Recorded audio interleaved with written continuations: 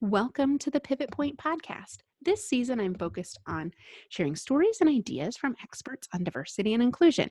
In this episode, I will share some insights and ideas from my guest expert, Alissa Carpenter. Together, we'll leave you with some actionable tips to think about and discuss with your organization. We share this information because inclusive leadership is a journey.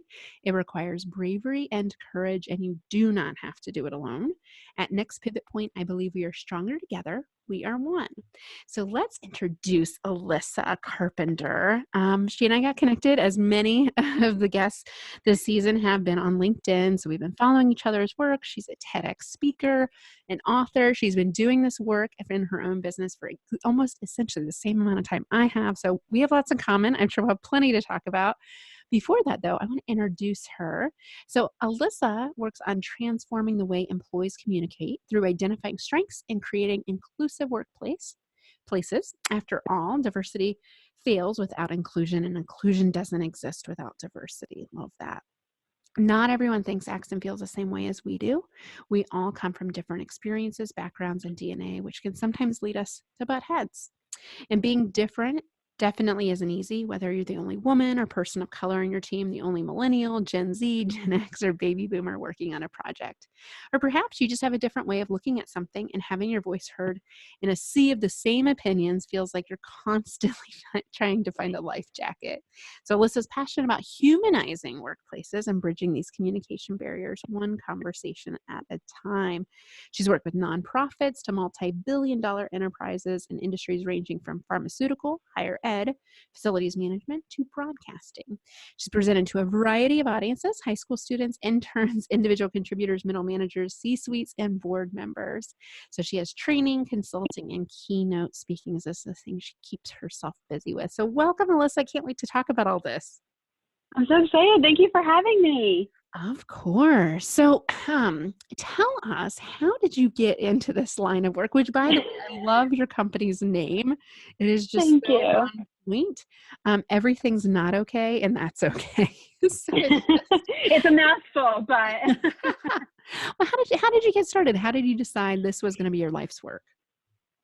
it's funny because I never thought that I would necessarily do this specifically. My background is in higher ed. So I worked as a higher ed administrator for about 13 years. And in my last full-time job, I noticed more and more with students that they would be in the hallway talking to their friends that life was great, everything was awesome, and then just completely break down in my office and tell me what was really happening, whether they weren't included in something, they didn't get a job offer, they didn't do well on a test. And that's kind of where this name of everything's not okay and that's okay. And, you know, sometimes we just put on this brave face because we feel like we have to. And in reality, it's not fine. So I started this work actually more in the career coaching space, helping young professionals be included and find their space in work. And really then companies and organizations started reaching out to me of, how can we really recruit this generation, retain them,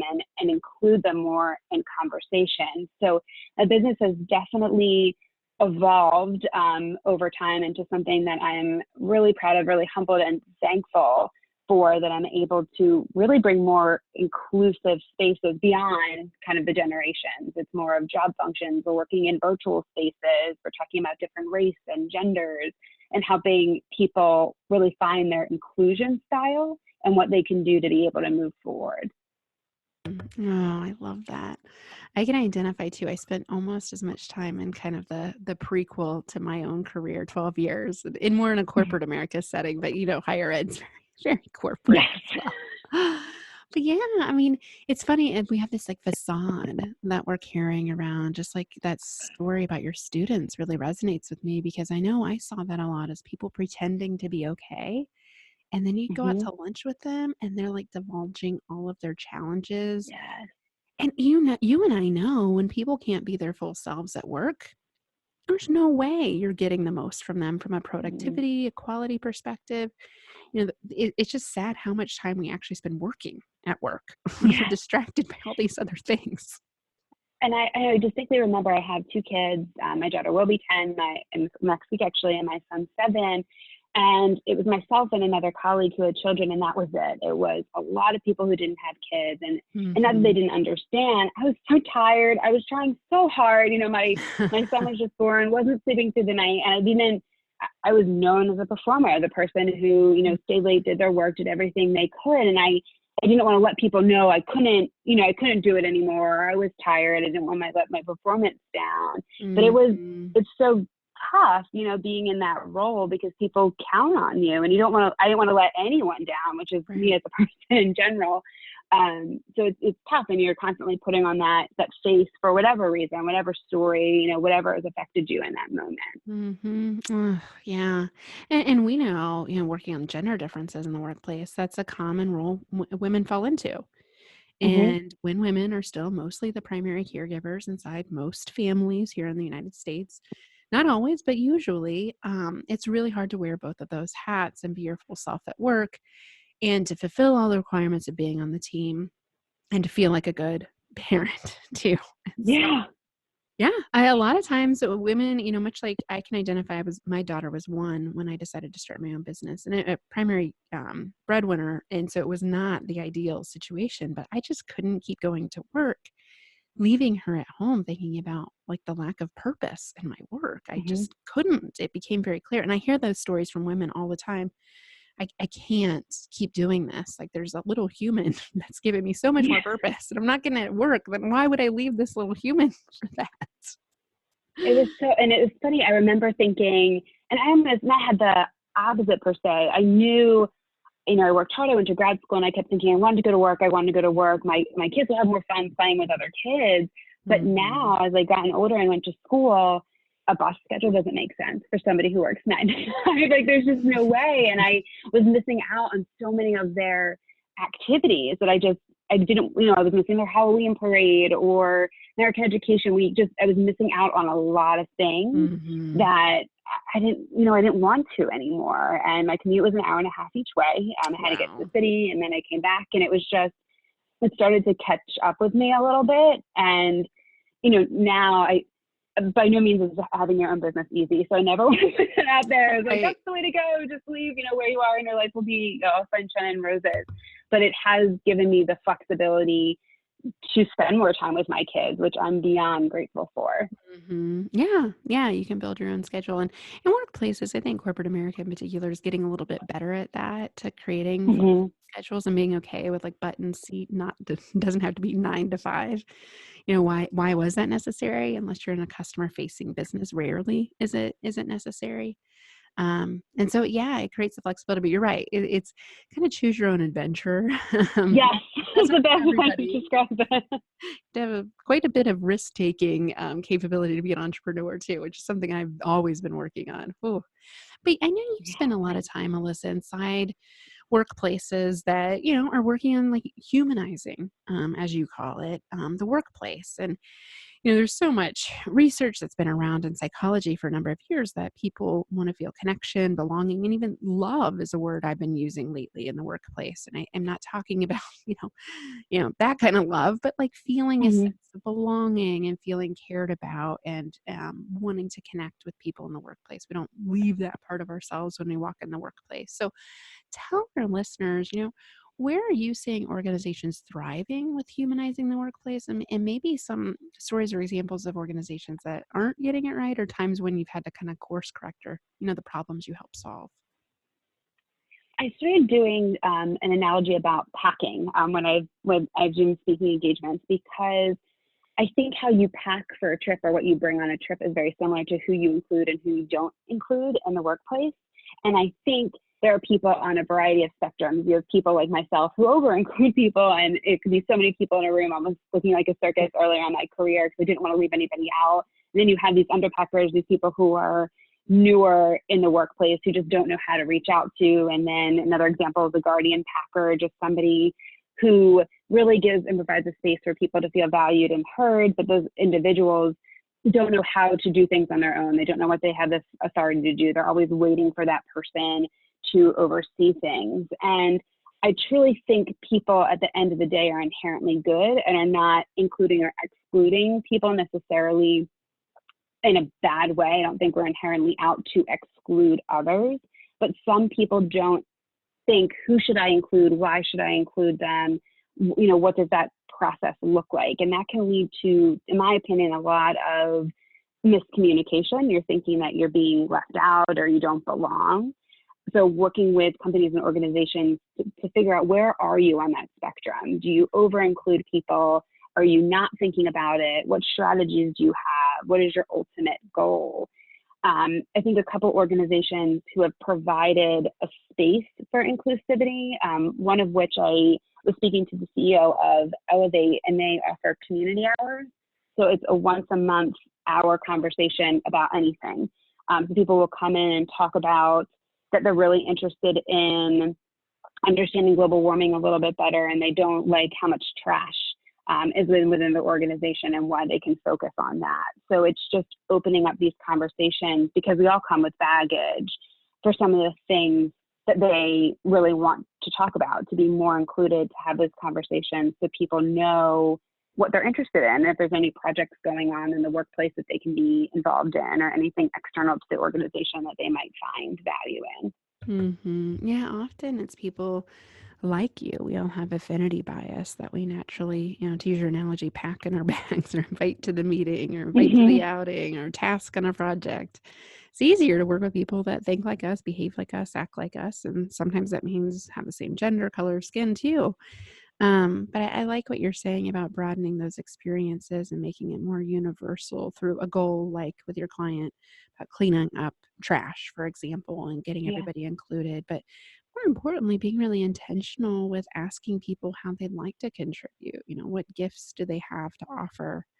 Um, I was at our local library did a really cool event. They have local authors come in, or not local, actually, an author from Washington, D.C., and I'm in central Indiana.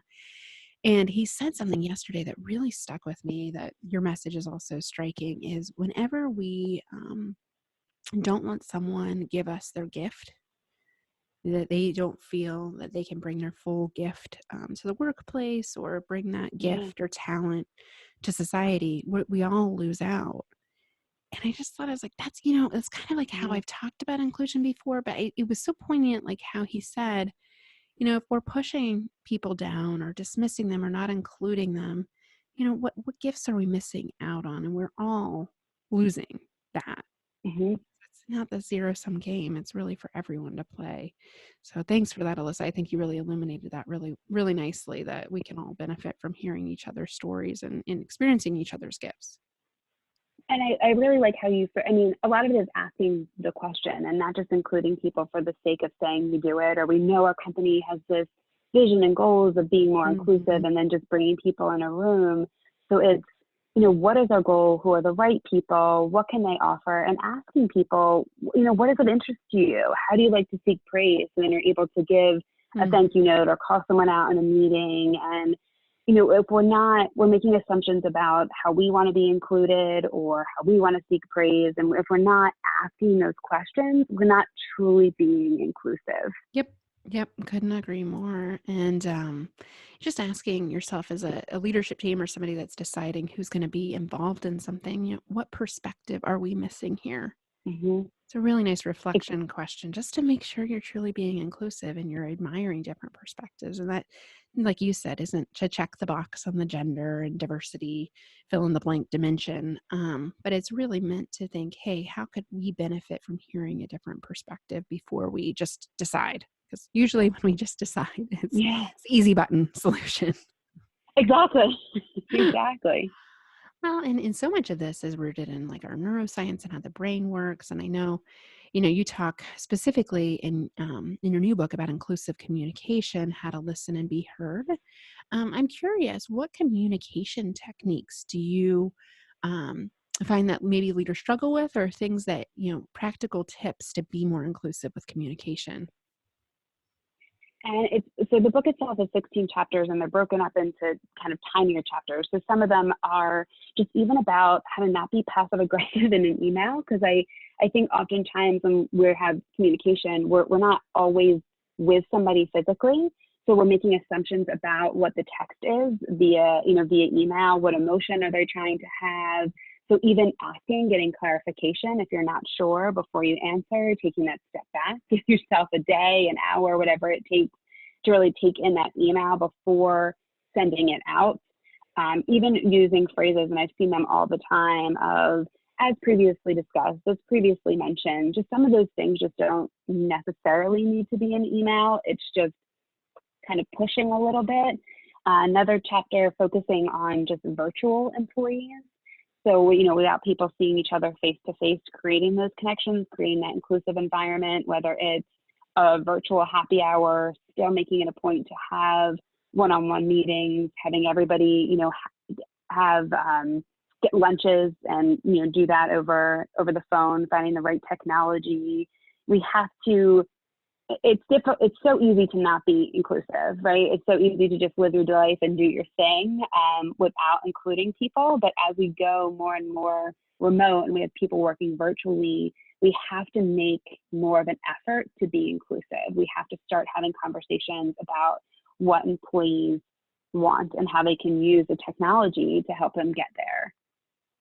Yeah, that's a really hot topic right now because some big names are coming out there and saying, hey, it's okay to work virtually or you can work anywhere and work at our company. It's a huge perk for employees to be able to work where they want to and work for the kind of company they want to, regardless of their geography limiting that. So at the same time, email communications, text communications, FaceTime. I mean, there's so many different ways to communicate that I find virtual teams are constantly tripping over each other and how they communicate. Alissa, I'm curious, what do you recommend, if our listeners are looking for, and I know they ask us like magic bullet solutions or, what's the one thing I could do? What would you offer to either be, have a more humanized workplace, to have to be a more inclusive leader? What would be some recommendations you would offer? I think a lot of it is built on trust and building a relationship before, essentially, I don't want to say before being inclusive, but you can't go from not including people to 1,000 and asking, how's your day? What's going on? What's happening? Using those context clues within people's office spaces. You see somebody has a new picture of a dog, asking them questions. They have a picture of their kid, asking them questions. It's about, and there was some statistic from Gallup that 81% of millennials won't build a relationship with you unless there's trust. And to me, that's the foundation of everything. So start having these conversations and get to know the people that work with and for you. And once you build that, then you can start asking those questions about what they want to be included in. And it won't sound as if you're out to get them or you're just asking them a strange question for a particular reason. You truly want them to be involved and you want to help them learn and grow within their career. It's really being curious. As what I call allies or inclusive leaders or wanting to be more, humanized workplace. We just want to, take an interest in someone's hobbies. Like you said, their dog, their family photo. I mean, it's okay to ask questions about somebody's personally at work. It's okay to know somebody as a human. We have these like weird walls that have been built up to be like, be your work self. And it's almost like robotic, don't talk about your kids at work. Like that doesn't feel authentic. And I love that stat about millennials, 81%.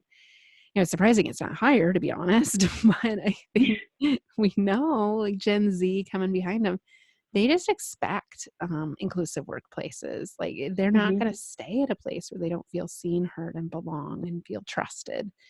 So it's only going to get more interesting from here.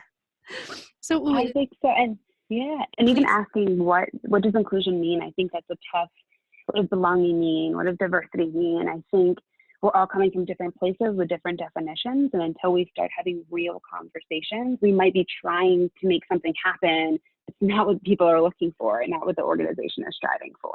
Yeah. And those are some key questions I often surface with our clients. If we haven't defined that up front, let's talk about what diversity means to us. That does mean something different at different types of organizations. And what does it mean for us to feel included? And what is that sense of belonging we're trying to create? I love that, defining that up front and then really building strategies, intentional strategies, not just flash and pan events. Sometimes you and I get invited to those organizations and you're like, this doesn't feel like a long-term journey. This feels Yeah. very much like a box. That's like so heartbreaking, but yeah. It is. And I always wonder, like, why? If this is important, you're saying it's important, why would you only have one event? Or why would it be Yeah. okay just to talk about these things and have these like little nice tight box? It doesn't feel genuine. It doesn't feel authentic. Mm-mm. It's a long game, the D&I game. Yeah. You have to stay committed to it. So a last question for you, Alissa, here. Love the insights you shared on the humanization, bringing your full human to work. I just love that. I love that. And I can't wait Thank to read you. the book and know more about listening and how to be heard in those cultures. How would our listeners stay in touch with you? What are some ways that they can continue to follow your work? Sure. You can head to my website, notokaythat'sokaycoach.com. I'm also really active on LinkedIn, just my name, Alissa Carpenter. That'd be two of the best ways, probably. Yeah. Well, I've been following and look forward to seeing more. And you've also got a TED Talk, so people can check that out. And it's all about humanizing the workplace. So that's excellent content to keep that conversation going. And a lot of times with my clients, I'll say, hey, get together with your team and watch a TED Talk like yours or listen to a Yeah. podcast like this and just talk about what people think. Like, you don't have to have the answers, just have a good conversation about it. So those are some great And those are resources. free ways to do it. Yeah. And those are just free ways to start the conversation, whether it's Mhm. community hours or not. It's just, Mm. taking the time to get to know one another. Absolutely. Well, thank you so much for being on and sharing your wisdom with us, Alissa. Thank you for having me. Did you know that you can find all 5 seasons of our 50-plus episodes at nextpivotpoint.com? And you can sign up for a complimentary 7-day preview of our new program, Lead Like an Ally, and order our new book, Lead Like an Ally. I appreciate you listening to this episode. Who do you know that needs to hear Alyssa's message? Hit the share button or connect with me or Alissa on LinkedIn. For me, it's Julie Kratz, Kratz. I post every day about this topic. I host this podcast because I believe we are stronger together. We are one.